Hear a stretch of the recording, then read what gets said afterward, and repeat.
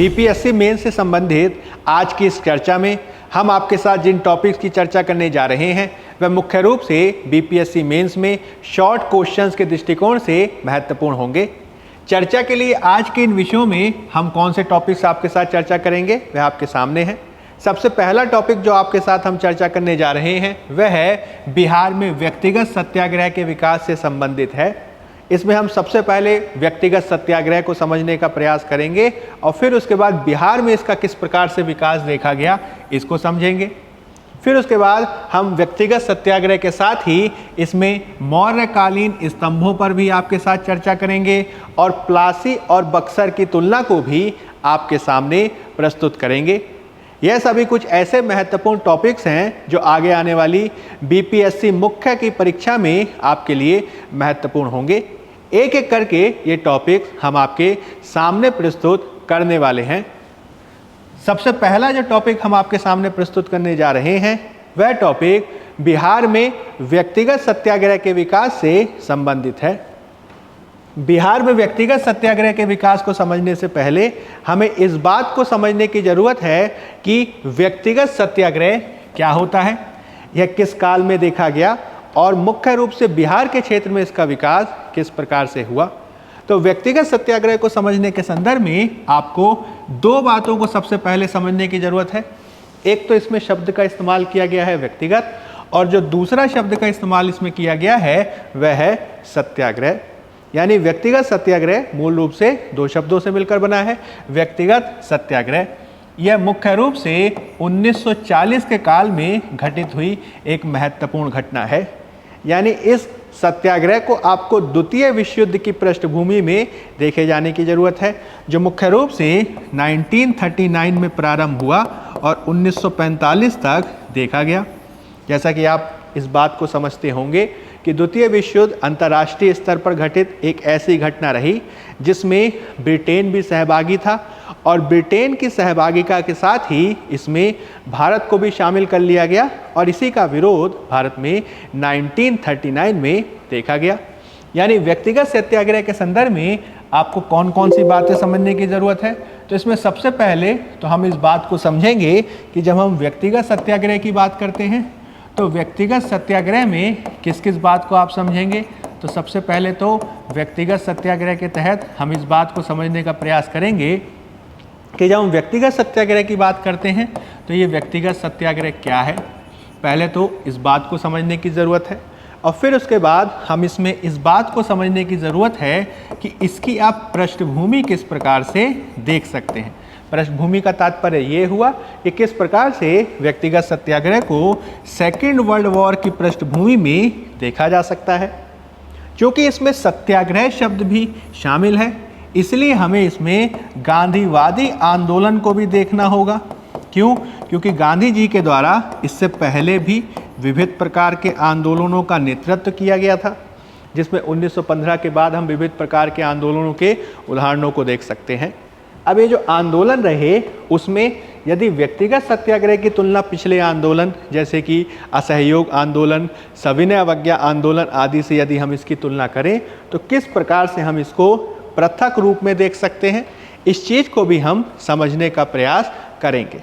तो ये सब चीज़ें जो हैं आपको समझनी है और इन सब को समझने के बाद ही हम बिहार में इस आंदोलन का विकास किस प्रकार से देखा गया इसको भी समझने का प्रयास करेंगे।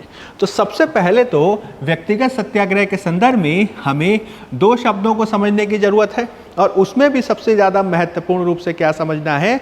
तो जब हम सत्याग्रह की बात करते हैं तो इससे क्या तात्पर्य है। सत्याग्रह शब्द जब हम सुनने का प्रयास करते हैं तो सत्याग्रह शब्द सामने से हमें एक प्रकार के दार्शनिक सिद्धांत के रूप में नज़र आता है और यदि हम इसको शाब्दिक आधार पर समझने का प्रयास करें तो सत्याग्रह मूल रूप से दो प्रकार के शब्दों से मिलकर देखा जा सकता है। यानी इसका तात्पर्य शाब्दिक अर्थ पर क्या हुआ तो ये सत्य के लिए एक प्रकार का आग्रह है। कुछ विशेषज्ञ इसे सत्य के प्रति समर्पण या सत्य की शक्ति के रूप में भी परिभाषित करते हैं। मूल रूप से यदि हम इसकी व्याख्या करने का प्रयास करें तो यह किसी भी प्रकार के अन्याय को दूर करने के लिए, किसी भी प्रकार के अन्याय का सामना करने के लिए एक ऐसी रणनीति है जो सत्य और अहिंसा पर आधारित है और सत्य पर अहिंसा पर आधारित इस रणनीति में मुख्य रूप से आत्मिक बल के प्रयोग पर बल दिया जाता है। यानी सत्याग्रह का मतलब क्या हुआ, ये हमें एक ऐसी रणनीति के रूप में नजर आती है जिसमें मुख्य रूप से क्या होगा, तो हम अन्याय को दूर करना चाहते हैं और अन्याय को दूर करने के लिए सत्य और अहिंसा पर आधारित आत्मिक बल का प्रयोग करने पर क्या करते हैं, तो बल देते हैं। इसमें मुख्य रूप से हम सत्य के प्रति इस प्रकार का आग्रह करते हैं कि हम किसी भी प्रकार के असत्य या किसी भी प्रकार के अन्याय को दूर करने के लिए उससे किसी भी प्रकार के सहयोग से इनकार कर देते हैं। अब यदि हम इसको एक दार्शनिक तौर पर देखें तो हमें लग सकता है कि सत्याग्रह में हम सत्य के प्रति आग्रह कर रहे हैं, सत्य के प्रति समर्पण कर रहे हैं और किसी भी प्रकार के अन्याय को दूर करने के लिए अपने आत्मिक बल का प्रदर्शन कर रहे हैं। तो इस रूप में यह मोटे तौर पर तो हमें एक दार्शनिक सिद्धांत के रूप में दिखाई देगा, लेकिन चूंकि इसका राष्ट्रीय आंदोलन से संबंध है तो हमें ये बात समझनी होगी कि सत्याग्रह केवल एक दार्शनिक सिद्धांत भर नहीं है, अपितु ये गांधी जी के द्वारा प्रतिपादित एक ऐसे सिद्धांत के रूप में हमारे सामने प्रस्तुत होता है जिसको राष्ट्रीय आंदोलन में काफ़ी महत्वपूर्ण रूप से भारत में लागू किया गया। गांधी जी के द्वारा मुख्य रूप से 1893 और उसके बाद से 1915 के काल में जब वे दक्षिण अफ्रीका में थे तो इस काल में उन्होंने सत्याग्रह, जो सत्य पर अहिंसा पर आधारित एक महत्वपूर्ण रणनीति है, इसका उन्होंने विकास किया। दक्षिण अफ्रीका में सत्याग्रह की इस रणनीति का उन्होंने प्रयोग भी किया और भारत में आके हम इसका प्रयोग विविध प्रकार के आंदोलनों में देखते हैं। इसका उदाहरण जो है हम गांधी जी के प्रारंभिक आंदोलनों में देख सकते हैं, जिसमें चंपारण सत्याग्रह काफ़ी महत्वपूर्ण है।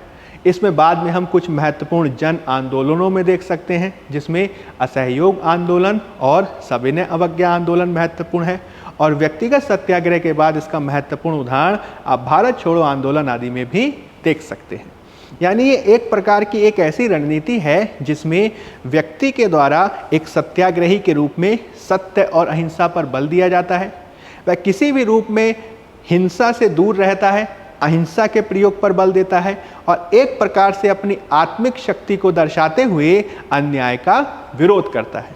अन्याय के विरोध करने के तरीके क्या हो सकते हैं, तो अन्याय का विरोध करने का तरीका ये हो सकता है कि इसमें हम पूरी तरीके से असहयोग की रणनीति पर काम करें, इसमें हम पूरी तरीके से अहिंसा का प्रयोग करते हुए अवज्ञा करें यानी नाफरमानी करें। इसी प्रकार से 1940 में हमें किस रूप में नजर आता है, तो 1940 में हमें ये एक व्यक्तिगत सत्याग्रह के रूप में नजर आता है।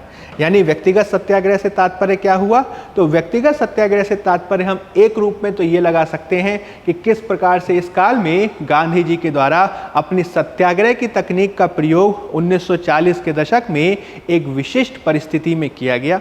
यानी द्वितीय पृष्ठभूमि में, यानी सेकेंड वर्ल्ड वॉर की पृष्ठभूमि में जब हम एक व्यापक जन आंदोलन को नहीं देख रहे हैं, जब हम कांग्रेस में इस बात पर वाद विवाद देख रहे हैं कि आंदोलन की भविष्य की रणनीति क्या हो, जब गांधी जी पर इस बात का दबाव है कि वह एक प्रकार के सविनय अवज्ञा आंदोलन को फिर से शुरू करें, तो गांधी जी ने तत्कालीन प्रवृत्तियों में, गांधी जी ने तत्कालीन परिस्थितियों में एक नवाचार प्रस्तुत किया और इसे ही हम व्यक्तिगत सत्याग्रह के रूप में जानते हैं। यानी जब व्यक्तिगत सत्याग्रह की परिभाषा दी जाएगी तो ये गांधी जी के द्वारा प्रस्तुत एक ऐसी नवाचारी रणनीति है जिसमें बल तो सत्याग्रह पर दिया गया है, किंतु यह सामूहिक स्तर पर किया जाने वाला सत्याग्रह नहीं है, अपितु यह व्यक्तिगत स्तर पर किया जाने वाले सत्याग्रह का उदाहरण है, जिसमें व्यक्ति के द्वारा सत्य और अहिंसा पर बल दिया जाना है, जिसमें व्यक्ति के द्वारा अन्याय का प्रतिरोध किया जाना है, अन्याय से किसी भी प्रकार से सहयोग से इनकार किया जाना है और इस रूप में अपने आत्मिक बल का प्रदर्शन किया जाना है। तो इस रूप में आप इसको समझ सकते हैं। अब यदि हम इसके तहत कुछ और बातों का समझने का प्रयास करें तो सबसे पहले तो हमें इस बात को समझना होगा कि यह जो व्यक्तिगत सत्याग्रह है इसका उद्देश्य क्या है। तो मुख्य रूप से जैसा कि मैंने आपको बताया, जो हमारा व्यक्तिगत सत्याग्रह दिखाई देता है वह हमें सेकेंड वर्ल्ड वॉर की पृष्ठभूमि में, यानी द्वितीय विश्व युद्ध की पृष्ठभूमि में दिखाई देता है, जिसमें भारत के द्वारा मुख्य रूप से फांसीवादी ताकतों का विरोध करने के लिए इसको किया गया। इसमें भारत मुख्य रूप से फांसीवादी ताकतों के रूप में एक तरफ तो इटली आदि का विरोध कर रहा है, जर्मनी, हिटलर और मुसोलिनी आदि का विरोध कर रहा है और इसके माध्यम से अपने सत्याग्रह के गुणों को प्रदर्शित करता है। इसमें इस बात पर भी बल दिया कि प्रत्येक भारतीय को अपनी अभिव्यक्ति की स्वतंत्रता पर एक मुख्य रूप से उसको जोर दिया जाना चाहिए। इसके माध्यम से अंग्रेजों की दोहरी निरंकुशता पर प्रहार किया गया, क्योंकि एक ओर तो अंग्रेज मुख्य रूप से फांसीवादी ताकतों के विरोध की बात करते थे, वहीं दूसरी तरफ भारत में ही वाक और अभिव्यक्ति की स्वतंत्रता पर उनके द्वारा लगातार प्रहार किया गया। मुख्य रूप से सेकेंड वर्ल्ड वॉर की पृष्ठभूमि में जिस प्रकार से भारत रक्षा अधिनियम आदि के माध्यम से भारतीय आवाज़ों को दबाने का प्रयास किया गया, इस पृष्ठभूमि में जो व्यक्तिगत सत्याग्रह है ये काफ़ी महत्वपूर्ण हो जाता है। इसमें इस बात को भी प्रदर्शित किया गया कि भारतीयों को युद्ध में किसी प्रकार की कोई दिलचस्पी नहीं है और भारतीय इसके माध्यम से, व्यक्तिगत सत्याग्रह के माध्यम से फांसीवादी ताकतों का विरोध कर रहे हैं। इसके माध्यम से गांधी जी के द्वारा सरकार को एक और मौका दिया जाना था ताकि कांग्रेस की मांगों को माना जा सके और इसके तहत गांधी जी ने इस बात पर बल दिया कि किस प्रकार से एक सत्याग्रही के सिद्धांत में यह भी निहित है कि वह सामने वाले के पक्ष को समझते हुए ही अपनी बात को रखे। गांधी जी कहीं ना कहीं इस बात को लेकर निश्चित थे कि द्वितीय विश्व युद्ध में यदि हम एक बहुत बड़ा जन आंदोलन रखते हैं तो इसमें ब्रिटिशों को समस्या हो सकती है और यदि ब्रिटिश उनकी बात मान लें तो वह आसानी से अपनी बात को स्वीकार कराएंगे और इसके संदर्भ में वह द्वितीय विश्व युद्ध में कोई व्यापक जन आंदोलन नहीं करना चाहते थे। इसी वजह से उन्होंने व्यक्तिगत सत्याग्रह पर बल दिया। हालांकि आगे चलकर ये लोगों में जन जागरूकता के माध्यम से जन जागरूकता को आगे बढ़ाकर एक बड़े आंदोलन में भी देखा जा सकता था। अब इसमें यदि हम इसकी कार्यप्रणाली की बात करें तो व्यक्तिगत सत्याग्रह को किस प्रकार से लागू किया गया, तो जैसा कि नाम से ही आप समझ सकते हैं, व्यक्तिगत सत्याग्रह में शुरू में व्यक्तिवादी सत्याग्रह पर बल दिया गया, यानी इसमें एक व्यक्ति को चुना जाता था जो व्यक्तिगत सत्याग्रही के रूप में देखा गया। इसमें सत्याग्रही के द्वारा युद्ध विरोधी भाषणों को दिया जाता था, सरकार की कार्यप्रणाली की आलोचना वगैरह की जाती थी। यदि उसे सरकार आदि के द्वारा गिरफ्तार ना किया जाए तो वह गांव आदि के क्षेत्रों में स्वयं की बातों को फैलाने के लिए कार्य करता था। जैसे जैसे उसके पीछे लोगों का समूह बढ़ता जाएगा वैसे वैसे वो लोगों को दिल्ली तक जाने का या दिल्ली तक मार्च करने का एक प्रकार से आप कह सकते हैं बोलेगा और इसी कारण इसको दिल्ली चलो आंदोलन भी कहा जाता है। इससे जुड़ी एक और महत्वपूर्ण विशेषता है जिसे हम प्रतिनिधि सत्याग्रह के रूप में जानते हैं, यानी इसमें विविध प्रकार की जनता के द्वारा एक तरीके से सत्याग्रही के समर्थन में कार्य करने पर बल दिया गया। यानी सत्याग्रही के समर्थन में भाषण दिया जाएगा, सत्याग्रही के समर्थन में गिरफ्तारी की जाएगी और इस प्रकार से सत्ता का विरोध किया जाएगा। मुख्य रूप से 1940 और 1941 में जिस प्रकार से इसको लेकर तीव्रता देखी गई, इसके आंकड़े इस बात की पुष्टि करते हैं कि इसके समर्थन में जनवरी 1941 तक 20,000 से अधिक लोगों को गिरफ्तार किया गया था। गांधी जी के द्वारा इसमें काफ़ी सोच समझकर सत्याग्रहियों का चुनाव किया गया, जिसमें पहले सत्याग्रही के रूप में आपको नाम याद रखना है आचार्य विनोबा भावे का, दूसरे सत्याग्रही के रूप में आपको नाम याद रखना है जवाहरलाल नेहरू का और तीसरे सत्याग्रही के रूप में आपको नाम याद रखना है ब्रह्मदत्त का।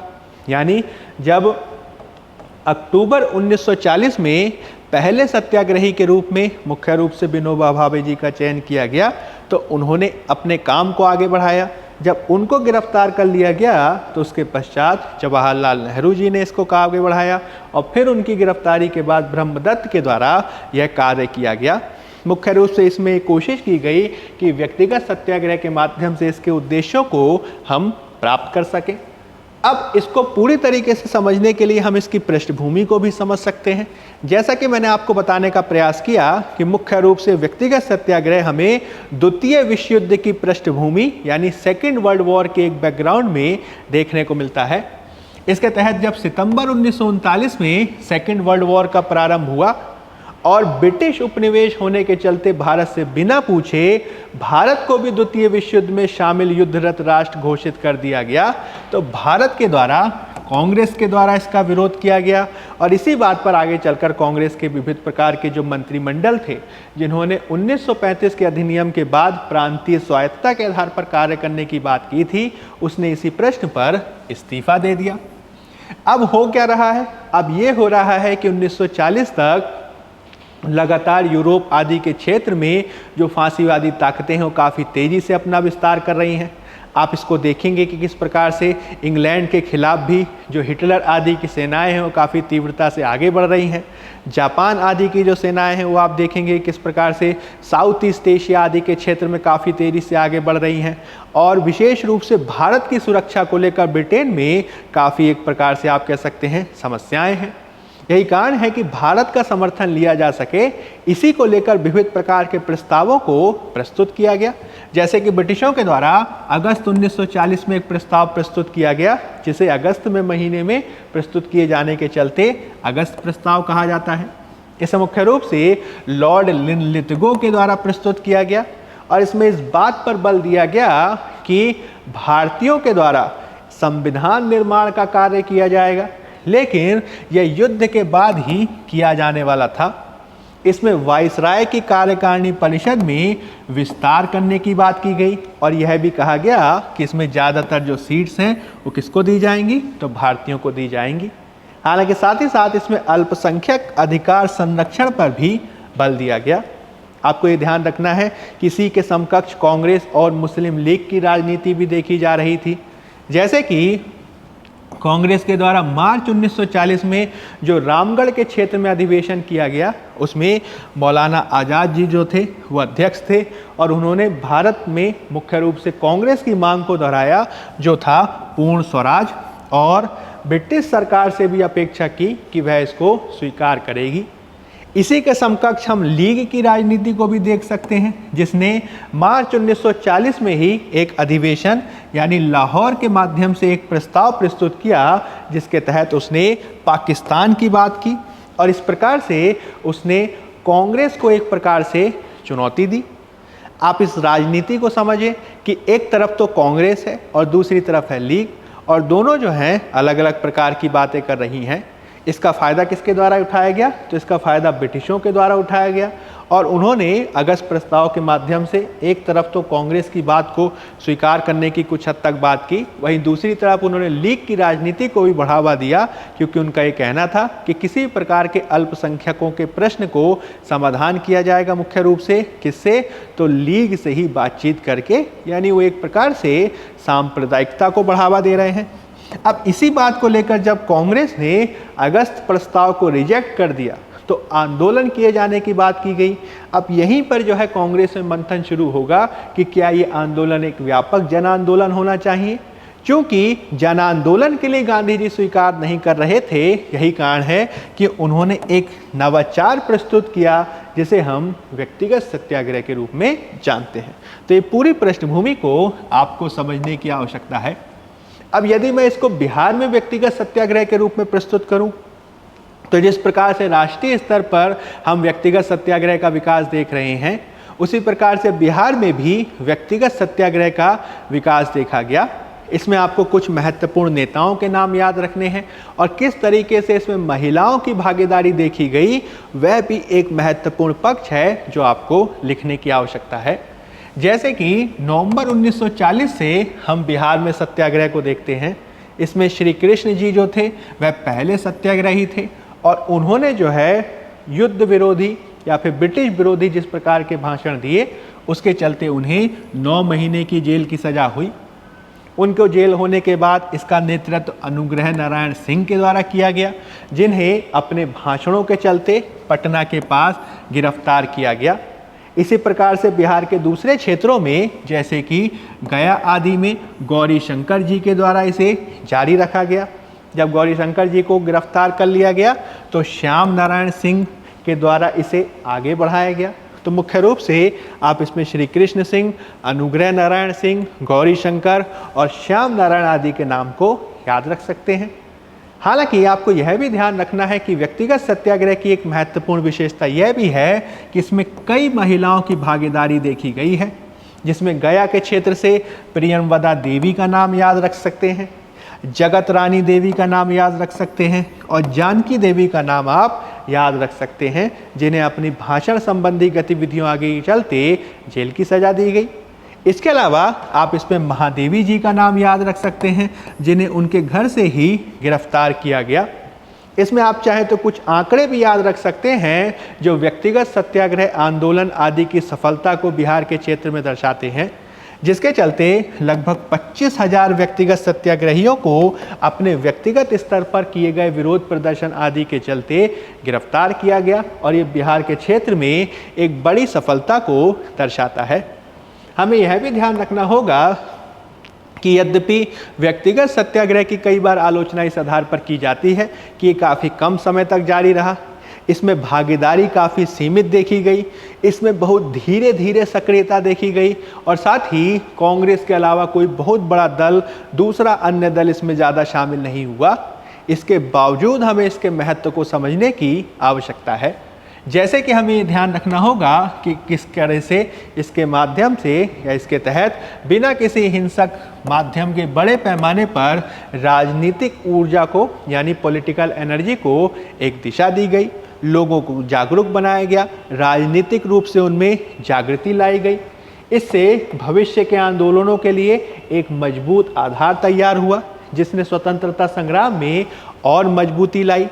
इसमें हमें यह भी ध्यान रखना होगा कि आगे आने वाले संघर्ष के लिए जनता पूरी तरीके से तैयार थी, जो कि हम भारत छोड़ो आंदोलन में देख सकते हैं।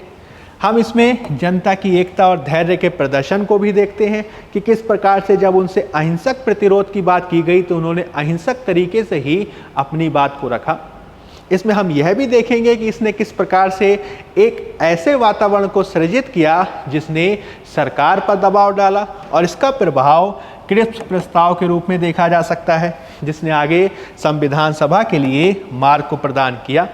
मुख्य रूप से इसका महत्व आपको ध्यान रखना है जागरूकता के रूप में, शिक्षा के रूप में और लामबंदी के रूप में। आपको यह भी ध्यान रखना है कि इसका जो महत्ता है या इसका जो पूरा क्रक्स है वह जो है आप एक लाइन में याद रख सकते हैं, जो पूरे व्यक्तिगत सत्याग्रह का सार है। और वो सार क्या है? तो वो है युद्ध स्तर पर प्रयास के लिए एक पाई भी नहीं और साथ ही एक व्यक्ति भी नहीं। यानी भारत किस तरीके से कार्य कर रहा है? तो वह विरोध कर रहा है और विरोध का तरीका क्या है? अहिंसक है, व्यक्तिगत सत्याग्रही स्तर पर है और इसमें युद्ध प्रयासों का विरोध किए जाने के साथ ही भारत फांसीवादी ताकतों का भी विरोध कर रहा है।